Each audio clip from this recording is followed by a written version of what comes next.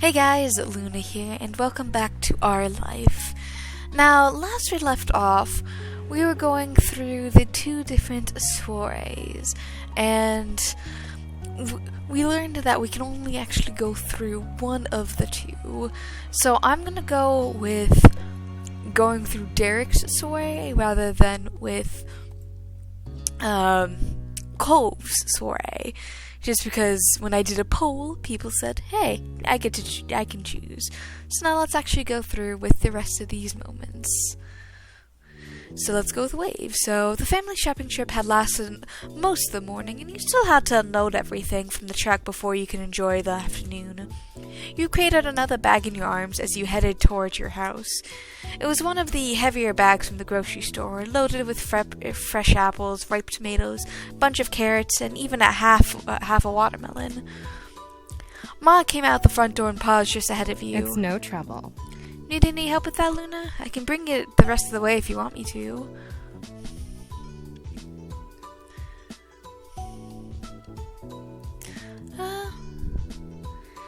No, I got it. You're doing fine. Even if it was large, it wasn't really a problem for you.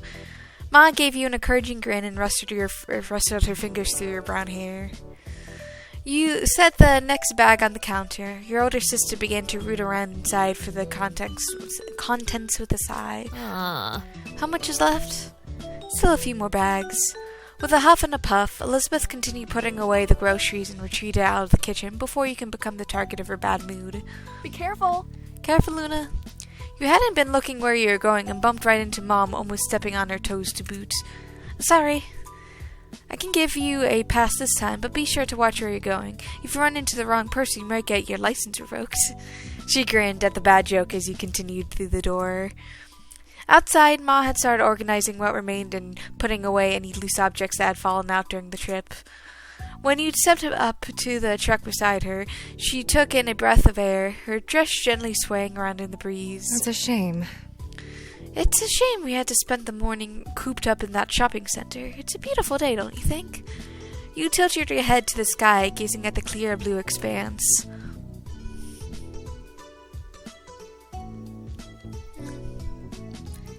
Tastes like these are my favorites. Ma smiled at you, her amber eyes glinting with affection. You and your sister are a lot alike in that way, and me too. You gave a familiar look, but eventually you turned back to help her with the last of the bags. Oh, hi, Cove. You noticed Mom wave over to Cove, who had just exited his front door, his surfboard propped under one arm. Let me see. Surfboard and wetsuit. Where might you be off on this beautiful day? Cove flinched at being called so suddenly. He hadn't realized there were people out here already, but he quickly recovered. Very nice looking wetsuit, to be honest. Cove stayed on his side of the driveway, giving a small wave in greeting. After a moment or two of deliberation, he jogged over to the property to say hello to you and your moms. Hello, honey. Hi, Cove. He adjusted the surfboard under his arm a little, getting a better grip on it. Hey, if you want to go to the beach, we could hang out there later. Sure, I'll meet you there when we're done. Cool. See you later, Luna. Yeah. You watched as Cove headed off toward the beach, unable to hide your grin, knowing that you would be joining him soon. Once everything had been taken in and put away, you got yourself ready to meet Cove at the beach.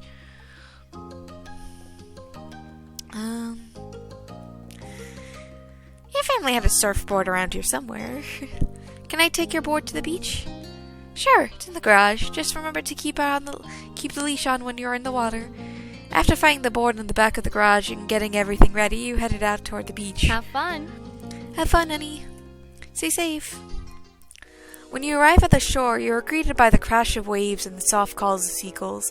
You took in a lungful of ocean air and felt your tanned skin warm in the sun. You noticed a small setup nearby with a towel and some sunscreen and a bottle of water. It must be Cove's. We spotted Cove himself nearby. He hadn't gone out to sea yet. He was just sitting in the sand on the water's edge, his board propped up beside him. You ran up beside him. Hey, you waiting for someone? Luna. He looked at you with a smile and quickly hopped to his feet. I was gonna go on my. I was gonna go in on my own soon. It kind of seemed like you weren't coming. I wouldn't have missed it. He chuckled shyly at your insistence. Okay. He then cast his eyes out toward the waves.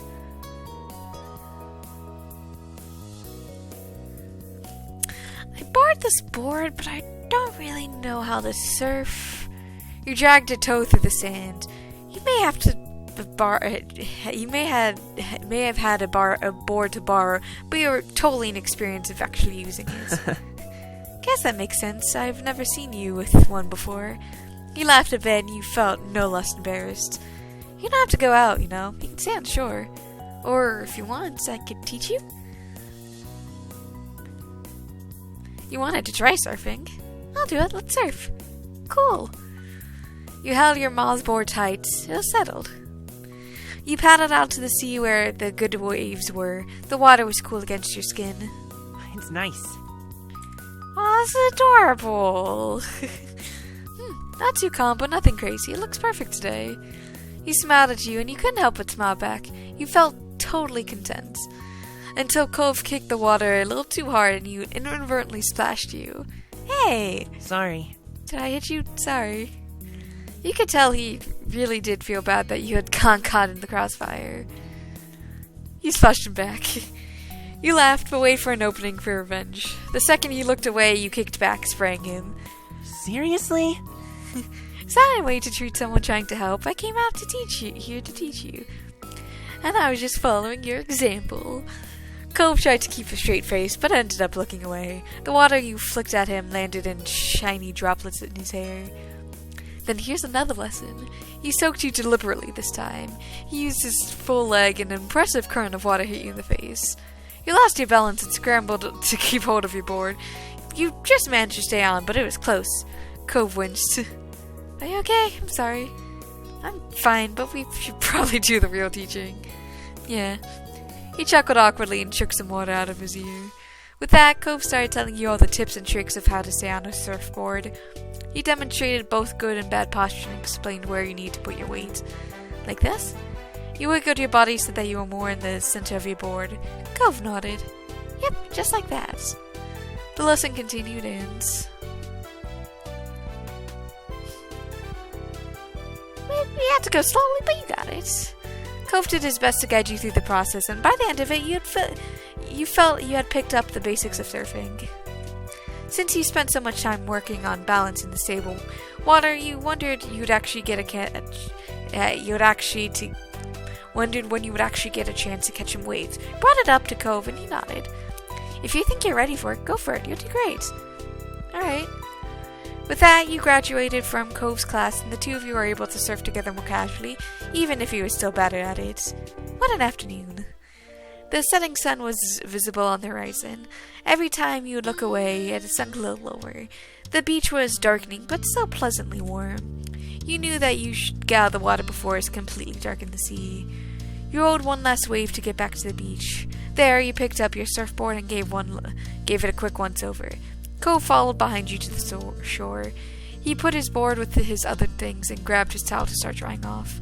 As he ruffled his hair with the towel, you watched the sunset together.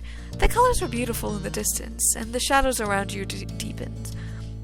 There was no need for words between you two as you both enjoyed the sight for a moment. Cove broke the silence. Still adorable. The waves are good today, I think. Yeah, totally. He nodded mildly.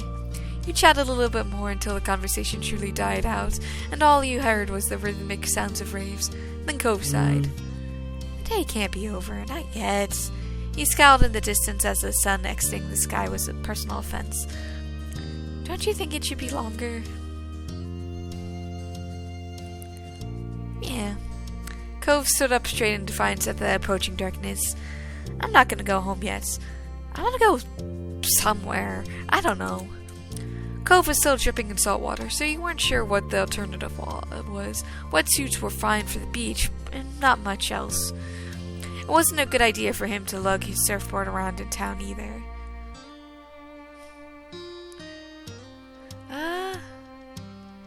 You'll be real cute in that wetsuit wherever you go. Cove's face and ears flushed red as he looked down and inspected himself. He crossed his hands over his chest self-consciously. He had been so used to wearing it that Cove hadn't given his current choice of dress any thought. At least that was before he pointed it out to him. Stop it! Then he looked down at the shore with wide, shining eyes. There's at least one place that's always okay to hang out in, no matter what time it is. The park. He nodded. The park was virtually always empty. Even Elizabeth only went there over nowadays if she was looking for you. How times have changed. She used to be so protective of the place. You know, sometimes that can happen, of just people visiting and all that. But hey, soon enough. Am I right? Soon enough. In fact, the only person there was a chance of running into might be that Jeremy kid again. We brought that idea up to Cove and he cringed, but I'm still going. The sun's still there. A little. I'm staying out as long as it is. Tagged along. Okay, let's go. Cove took a minute to put his stuff in order. He made sure to get it all, though it didn't take much care to shake the sand off. You dealt with your own things. He shuffled everything together quickly. I'm done, Cove. He rolled his eyes with a bent smile at the announcement. As they found a touch, Cove plucked his glasses off the beach and put them back on his face. He looked more like himself now. He led the way down to the beach of the park. It wasn't far, so he didn't take you long at all. The sun still hadn't completely disappeared just yet when you made your arrival. Cove stuck his surfboard upright in the sand and tossed his towel over the top. By now, the two of you were mostly dry. The summer breeze on your skin kept you pleasantly warm. Cove idly went over to the monkey bars. You grabbed them, feet flat on the ground, and pretended to go across. He'd definitely grown in the past few years. You'd also outgrown the monkey bars. You were way too tall to play on them properly anymore. When he got to the bar in the middle, Cove pulled himself up and through and sat on the top of the bars. His legs dangled over the side of the bar he's perched on. You joined him on the monkey bars. You didn't even have to stretch to pull yourself up. It was a rather tall seat to climb on, but it worked. Cove scooted over to give you more room to spread out. These monkey bars weren't made for two teens sitting on top of them. Guess what? He smiled broadly and raised an eyebrow. He's not here. Right. It was true. There wasn't a single sign of Jeremy. Looks like it was just going to be the two of you tonight. Cove hung his head and groaned dramatically. Your eyes widened when he ripped his head back up. No way! I can't believe how dumb my parents are for forcing me to come to this stupid place. You were quite taken aback and blinked for a second before you realized he was quoting Jeremy. Parents don't know anything. Cove chuckled back at you, amused. You looked around. The old park, the streets you knew, the back of your hand, and the beach, these were your stomping grounds. You wondered how Cove actually felt, how much of his joke was just a joke, how much it was sincere dislike of this place. Moving had never been his choice. Do you actually like this neighborhood? Do you really have to ask that, Luna? Cove kicked his legs carelessly as they dangled. He smiled softly. I like it here. I really do. It's a nice place. He didn't hesitate. There was no uncertainty. That was his genuine opinion. Well, of course, I'm here after all. He shook his head with a rueful smile. It didn't take long for the day to finally draw to a close. The sun was gone and it was dark. You chatted a while longer, but it was definitely winding down. I wish the days were longer. I wish this day was longer. His feet kicked out. It made him look like a pouty child. Oh well. Cove sighed. It was time to go home. He hopped down from the monkey bars with a thump when his feet hit the ground. You clambered down the monkey bars yourself. You lowered yourself more slowly than Cove and barely made a sound when your feet reached the ground. Cove grabbed his surfboard and threw his towel around his neck. With the water bottle in hand, he was ready. You both began to trek up the road. It was a quiet night, and you didn't run into anyone else. In what felt like no time at all, you had reached your street. When you walked, Cove smiled to himself. It was a soft expression, and you couldn't help but wonder what put it there. Hey, don't keep all that thinking to yourself. I just remembered when we were younger, it used to be such a big deal to come home after dark. You can indeed recall, if you got sand, your parents would have something to say. If you got wet, your parents have more to say. And if you came home after dark, well, your mom's and his dad better have said it was okay beforehand. You used to need permission for everything. That small comment he made exposed just how much more freedom you really had this summer. Cove looked up into the sky, a small smile on his face as the two of you walked side by side reminiscing. When you came into your house, you turned to each other. Bye. Thanks for the awesome day. Cove waved and both of you turned around to your respective houses. This is a pleasant ending to your outing, he thought. We still have one time for one more. That's to you growing as well. Early one afternoon, you found yourself in the living room with your family. It was another one of those summer days where it felt too hot to go outside, but too uncomfortable to do anything inside either. The air conditioning was cranked up as far as you could negotiate it, but everyone was still being pretty lazy. You, your moms, and your sister were lounging around while the TV blared on in its backdrop, ignored by all of you. You specifically were perched, lying spread eagle on the carpet. You stared at the ceiling, your eyes unfocused and your mind clear of all your thoughts. Elizabeth broke the silence with a loud groan. You glanced over. She was lying on the back of the couch, massaging her calf with one hand. Ugh, I feel terrible. I'm dying in this house and my legs hurt. Mom looked up from the magazine she had barely been flipping through and frowned concern. Could you have strained them somehow? Elizabeth flared briefly and then flopped onto her side with a heavy sigh. I don't know, it just hurts. Sweetie. Oh, sweetheart. Ma got up from her seat at the kitchen table and walked over to your sister. She did a light pat on Elizabeth's shoulder sympathetically. So you have to deal with that. Maybe it's growing pains. You could be taller by next fall. Elizabeth scoffed. She didn't look impressed by Ma's assessments. I'd rather be my height forever than deal with this. Ma walked over to you, leaning on the back of the couch. Kids, they grow up so fast. Soon Elizabeth will have a home of her own, maybe even with a nice husband and some kids if she feels like it. She sniffed loudly and wiped at her eye, but you could tell that was just a bit. You tilted your head. Even though you knew Elizabeth liked guys, it was hard to imagine her with a boyfriend or a husband. She only seemed invested in hanging out with her group of friends, not chasing after boys. Mom must agree with you because she shook her head. No. Let's not exaggerate. She's still practically a child. But if you ever do pursue romance, Elizabeth, you can come talk to me about it. Definitely, I'll always be willing to lend a ear. Elizabeth features contorted in disgust. No.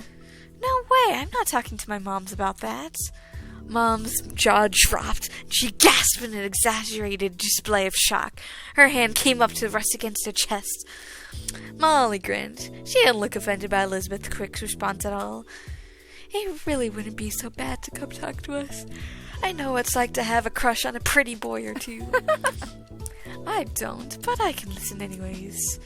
Mom snorted at her own joke, and while Ma burst into giggles, they were all having a little too much fun at Elizabeth's expense.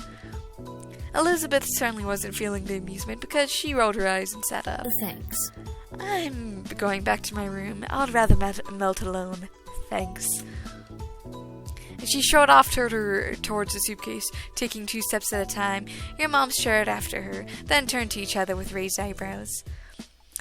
Whoops. Looks like we scared her off with all the romance talk. Oh well, we'll get her next time. Gosh, this music always makes me sleepy. You watched them tilted with some surprise. Obviously, your mom's like women, but you had no idea that Mom liked guys too. Today was the first time you heard her say something like that. Wait, you had crushes on guys? Since when? Ma turned to you, happy to bring you into things now that you've spoken up. She smiled and nodded. Always. I liked both. But I like your mom most out of everyone. She's special.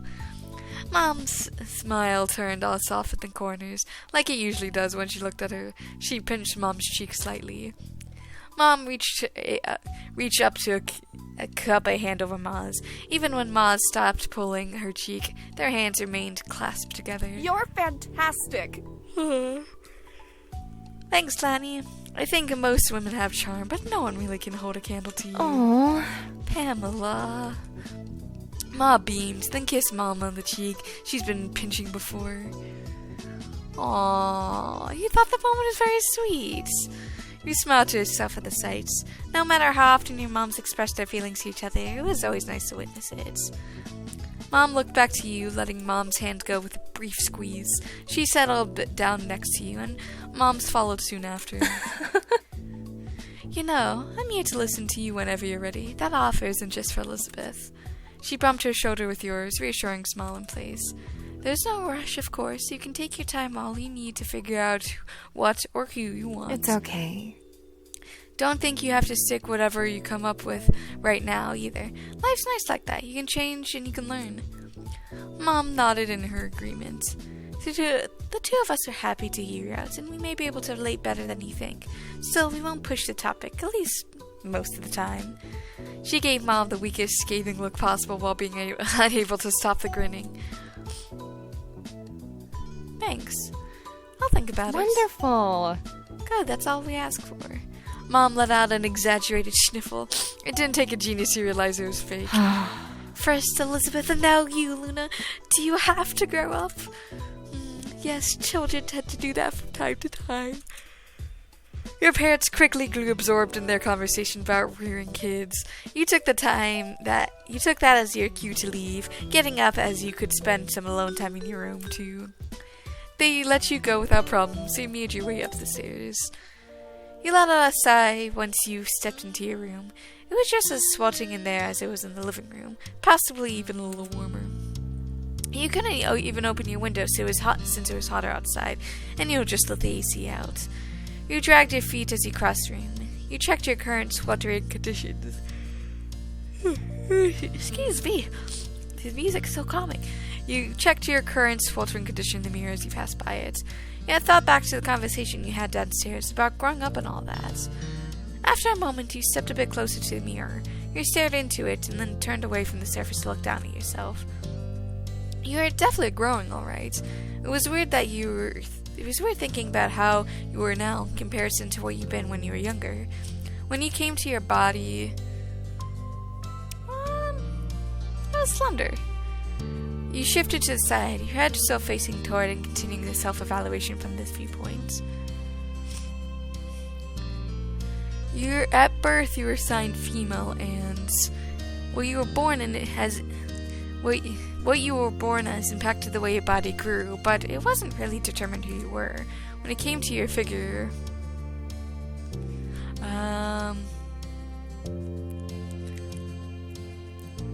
you already had, I guess, noticeable boobs. There was no mistaking it. Even with your shirt helping to obscure your form, you had boobs now. You ran a fingertip over your birthmark. That was something that had been consistent for you. You took a step backward, finishing your impromptu inspection. You locked eyes with your reflection, cocking your head to the side. All things considered, you just wanted to look different than you did. You broke eye contact with your reflection, your gaze falling to your feet. You shook your head roughly, putting thoughts of what you were turning out into your mind. This wasn't the time to focus on such things. You had to find something to do in this heat. You shuffled over to your bed, collapsing in the mattress, your brow scrunched up at the thoughts.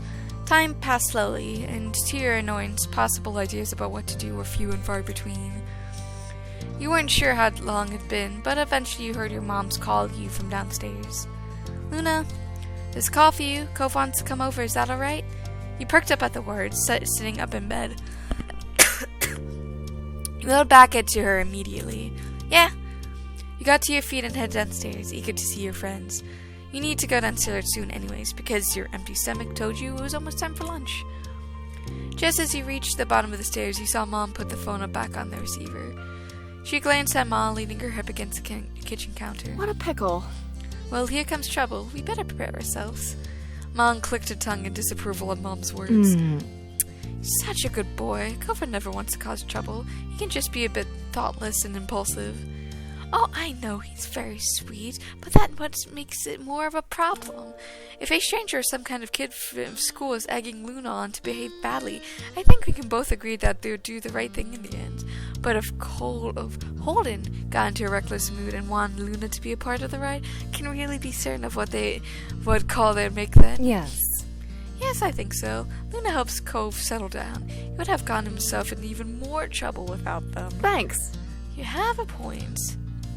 Mon just laughed. As she turned away, still snorting, her eyes met yours. She blinked in surprise, then waved at you with an easy grin. Ma looked over, noticing you at the foot of the stairs as well. Oh. Oh, I didn't expect you to come down already, Luna. I just wanted to let you know what was happening. Calm, Mom, I don't want to comment. Well, if I had come down, then I wouldn't have heard everything you said. Pam. Aw, you got caught, Pam. What? What? You were saying things too. I didn't say anything. I wouldn't have told Luna directly. Oh, you're unbelievable.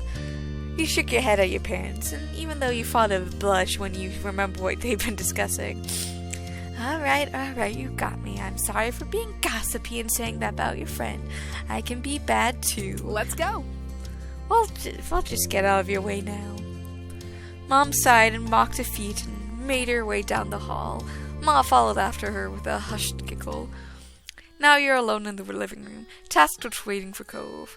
And that would be just fine with you if it hadn't been so hot outside. You would have visited him at his house a long time ago. You took a seat at the kitchen counter and sat in for the wait. As expected, there was a knock on the door a few minutes later. When you got up and answered it, your neighbor was standing on the other side. He came in once you stepped aside to let him pass, giving a little wave. You greeted him as you typically did. With a hug. He groaned and wriggled off your arms like a fish out of water. Aww. Stop, it's too hot for this. You didn't take pity on him. You knew he was kidding. If he really wanted to get out of the hug, he would have done it already. Eventually you let him go, smirking to yourself. Hey, I'm done. Cove sighed and wiped his face a bit. You noticed a sheen of sweat across his brow. He must be glad to be back in air-conditioned place, even if he only had to walk across the street to get here. So what's in with the sudden visits? I don't want to do anything, not when it's like this. He gestured vaguely to the humid air hanging around. So... At least I thought I could at least do nothing with you. I thought that was really sweet. His words were nice and expressed real fondness for you, in a strange sort of way, which was usually the case with Cove. Had you had a lunch yet? I was gonna do it soon. He shook his head. Not really. I haven't felt like eating because of the heat. Probably should have had lunch. I didn't have breakfast this morning. You didn't eat at all, and you gotta have something right now. You urged Cove in the direction of the kitchen. He stumbled after you. Okay. As one, you headed into the kitchen. You crossed your arms as he glanced around, wondering what you should scrounge up for a meal. I don't want to eat anything that's warmed up. Is there something cold or not cooked? Yeah. After a bit of back and forth, the two of you conclude that you should raid the fridge and cabinet in order to make sandwiches. With that settled, you had planned to decide on the outside layers first. There was a wide variety to choose from, since everything in your house had their own flavors. There was white bread, wheat bread, sourdough, mixed grain, gluten-free, pita pockets. Hey. Could you take the grain one for me? Sure. Reached in for the mixed grains and made your decision. I want to do... cinnamon swirl. You put out the cinnamon swirl bread too, setting both items onto the counter. Then you had to decide what the main direction of the sandwich would go in. Do I want savory or sweet? I would say sweeter style of sandwich. Something sweet would be perfect for the sweltering heat. As for the specific ingredients, peanut butter, marshmallow fluff, and banana slices, honey, yes. As much as I like strawberries and mango slices and apple slices with it, I think this is probably going to be that. You nod to yourself with a quiet hum, satisfied. The two of you bustle around the kitchen, opening and closing things in order to collect everything you need for your individual sandwiches. And I'm guessing savory, it's like meats and cheeses and that kind of thing. You focus intently on assembling your own, for the most part. When you are close to being done, though, you glance over to your neighbor. Cove was putting his sandwich together delicately, his brow furrowed and tongue sticking out at just barely. There are open jars of peanut butter and honey near his plate, as well as banana peel. Hey, similar to mine. So he was making a peanut butter, banana, and honey sandwich and a mixed grain bread. Sounded great. Maybe you have one on your own on a different time. Curiosity sated, you turn back to your plate and finish your own creation. By the time you're done, Cove had already cleaned up his workstation. He turned to face you, studying your sandwich briefly. A small smile tugged at the corners of his mouth. You guess it didn't look inedible to him, at least. Done? Yeah. Cool. He waited as you quickly returned the ingredients and cleaned a few utensils. Then the two of you collected your respective plates, and you both agreed on heading upstairs to hang out in your room. You and Cove entered your bedroom while balancing your food on blue plates. Nothing fell, so it was a successful trip. Cove took a seat on the ground, stretching out on the hardwood floor as an attempt to keep a bit cooler. He immediately took a big bite of the sandwich, chewed, then hummed happily. The sandwich is really good, at least that's something. At this point, you sat down and started on your own sandwich. You nodded, you're enjoying yours too. Obviously, you were a pro at making sandwiches. He leaned back on his hands while chewing and glanced around. His every movement was sluggish. Want to do something? It seemed like the plan of not doing anything had already worn thin, despite his lack of enthusiasm. Like what? You rolled his head back, looking up at the ceiling. What about tic-tac-toe? Yeah, neither of you had much energy for something more taxing. You put your plate to the side and pulled out some markers and scrap paper.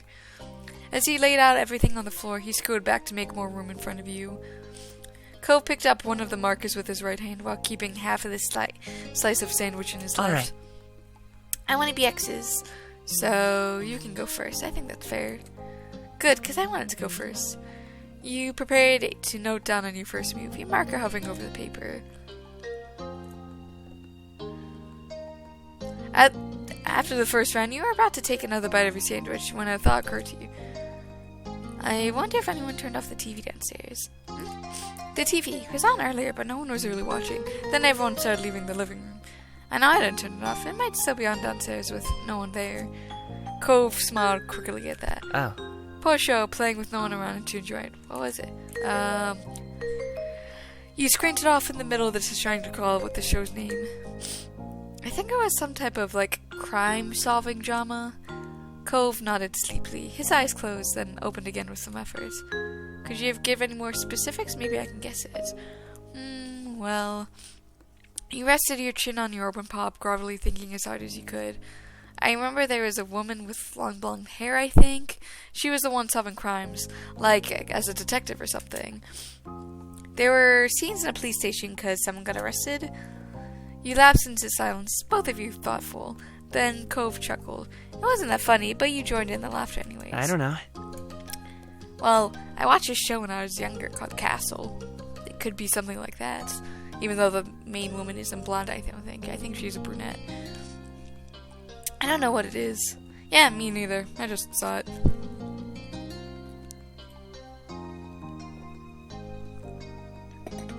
After another round came and went, Cove grumbled as he readjusted himself. His features were twisted in a grimace. Ugh, I feel so sticky. I'm gonna be stuck to this floor forever now. You can be my new roommate if you want. He smiled slightly at your joke suggestion. That wouldn't be so bad. You couldn't help but smile too. Now that you thought about it, being roommates with Cove would be fun. Then you returned to the game. Cove spoke up once more, catching your attention. He was peering down at the piece of paper between you and his expression thoughtful. Huh. You know, tic-tac-toe is such a weird name for a game. What does it even mean? Maybe they named it that way because people played it with ticks and tacks.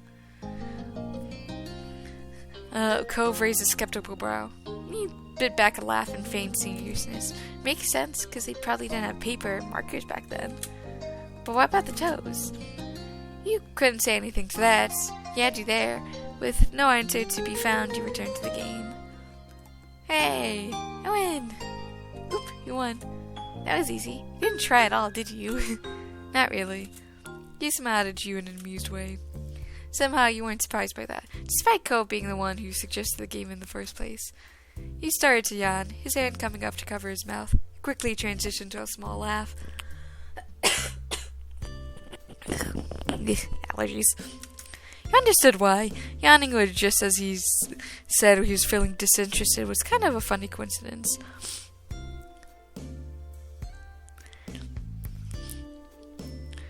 He laughed along with Cove. Cove just grins and flopped back onto his back, leaving the mark on the floor beside him. He stayed seated, looking over your friend as he stretched himself out. You really are so tall now. Cove snickered a bit at random topics. He propped himself up onto his elbows to meet your gaze. Why are you even bringing that up? You shrugged. It made perfect sense to you to bring it up. My moms were talking about me and Elizabeth growing up and getting bigger and stuff. Oh? What kind of stuff? Well, Mom only likes women and Mom likes women too, but not just women. Yeah? Since the two of you were engaged in conversation, Cove got back into his sitting position. He brought up a knee and rested his arm on top of it. A wistful expression overtook his face. I wonder when I'll know how I feel about that sort of thing. You don't know? Cove shook his head. At some points, when you're supposed to start liking types of people, guys or girls or whoever. I don't know. But I haven't. Nothing's changed. Maybe I have to grow up more. Maybe you just don't like anybody. Or maybe you like all types of people. That's normal to you. Cove seemed to appreciate that thought, if the smile that appeared on his lips was an indication. Okay, what about you? Who do you like? His attention turned to you, looking encouraging. See, you were starting to have physical attraction in general way. Simply feels. Yeah, you only seem to feel physical attraction in specific cases and situations. And you only seem to feel romantic attraction in specific occasions and situations. But specifically when it came to how you felt toward boys, well, let's see. I found them attractive. You'd be happy to be with a guy someday. And how you felt toward girls?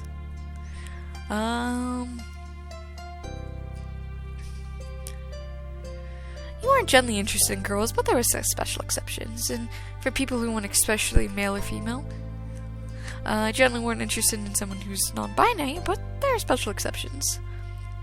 Your returned your attention to Cove. He was waiting patiently for your response. You explained how you felt toward Cove. He nodded understandingly at your attempt to describe how you felt. It was nice for how people supported you when it came to who you liked.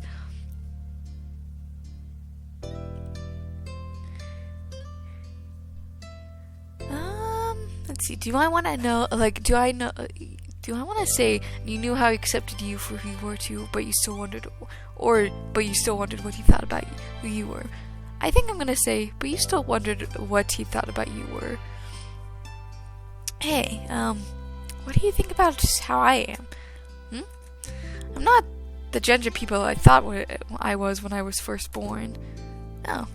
You held your breath as Cove processed what you asked. It's nice. I think everyone's different when it comes to how they are, and they're different in different ways. It's nice. It was a very simple statement, but you felt good hearing it all the same. Are you okay? What are you thinking about it? I mean, are you okay? He leaned a bit closer and peered into your face. It seems that your question might have made Cove start to worry about you. I feel kind of bad, like something doesn't fit right. Cove frowned hard at your confession. He looked apologetic. I'm sorry, Luna, I don't... He glanced down his face before meeting your eyes once more. I don't know what that's like, but I can listen to you if you ever wanna talk. You shouldn't have to feel bad. Not about anything, especially not about that. He swallowed the lump in your throat and nodded quietly. You hugged him. You wrapped your arms around around his neck. He reciprocated easily by hugging you tightly around the back. Soon the heat made it unbearable to continue, but it was comforting you all the same. Then he scratched the back of his head sheepishly. I'm not really sure how we ended up talking about all that when we just started out playing tic-tac-toe. But it was good, I think. I think so, too. Cove chuckled a little bashfully. He glanced around, clearly scrambling for something else to say. So, have you done anything new lately? Oh yeah, I can't believe I almost forgot to tell you. The conversation took a light turn after that, and it felt good you got close that afternoon. Finally, the blazing sun began to set. To your relief, the air cooled down a bit as a result. You pulled yourself off the floor, as did Cove, with some minor complaint. You both stretched your arm, groaning, and yawned into your hands. You glanced out your window briefly, taking into the soft red pinks and purples of the late afternoon. Somehow you made it through the scorching hot day in one piece. Cove turned toward you, motioning toward your window with his chin. Want to go outside? It might be better out there than it is here now. Let's do it. I'm sick and tired being cooped up inside all day. The two of you took your time heading downstairs. You stopped briefly to grab a drink of water and then continued on your way. You stepped outside, one after the other, your destination being the familiar hills behind your house. And this time of day, it was quiet outside. The flowers blew gently in the wind, petals trembling but stubbornly hanging in there. You felt the breeze cool your heated skin and relax your shoulders. Cove closed his eyes, releasing a deep breath. I really love it out here. Opinion sure has changed since you first arrived on this hill. Cove chuckled, not even attempting to deny your words. A beat passed, but his gaze didn't stray from your own. His voice was impossibly soft when he spoke up again. Luna. I'm glad I met you, Luna. You're really important to me, you know. You're special to me, Cove. Your voice came out equally delicate. From the way his features brightened, though, he knew he heard you. Then Cove rested an arm on one of your shoulders, leaning against you. Even as the summer disappeared completely and the sky darkened, you and Cove remained side by side for as long as you possibly could. Aw, that's sweet. Yeah, I'm gonna just save again. And with that, I hope you guys enjoy this, and I hope you guys have a good day, night, week, month of your lives. And may the stars forever guide your path, wherever it might lead you into the future. Bye-bye, and hope to see you again soon.